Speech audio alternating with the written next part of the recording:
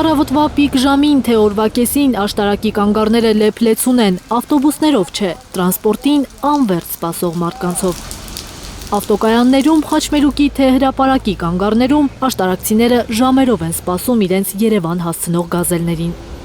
Ես ժամից ավել նստած եմ եւ հույս չունեմ, որ կարող է այսօր Երևան հասնել։ Աշտարակցիները նկատել են վերջին 2 ամսվա ընթացքում կրճատվել են Երևան աշտարակ գազելները, հիմա մնացել են Օշականից, Ագարակից, Կոշից, Ուջանից, Բյուրականից, աշտարակի այլ գյուղերից եկող աշտարակով անցնող գազելների հույսին։ Իսկ դրանք սովորաբար լեփ-լեցուն են, մեկ ոտքի տեղ էլ չի լինում, որ խցկվեն գոնե։ Փորձում եմ իմանալ ինչքան սպասել էլի, երբ կգա, չկա որոշակիություն, եթե հիմա այստեղ փակցված լիներ, ինչպես բոլոր ժամանակակից քաղաքներ, իմանալ եմ։ Մինչև գազելները հասնում են, աչքները ջուր է կտրում։ Այս կանայք ավելի քան 1 ժամ սպասելուց հետո որոշել են 4 հոգով միանալ, տաքսիով գնալ։ Իսկ անձրև գալուն պես տաքսիների գները աստղաբաշխական թվերի են հասնում։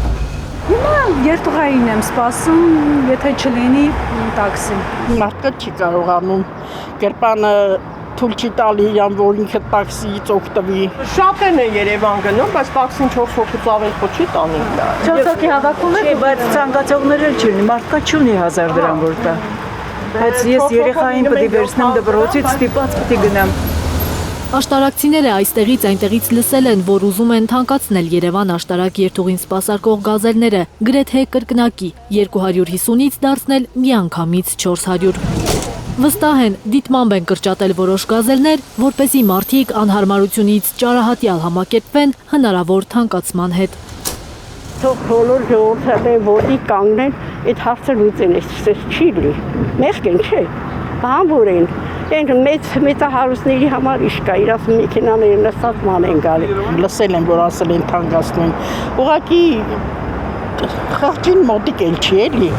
Աշտարակի համայնքապետարանից հայտնեցին, որ համայնքապետը բանակցում է, որ տրանսպորտը չթանկանա, իսկ գազելների ուշացումներ, քաղաքացիների դժգոհություններ իրենք չեն նկատել։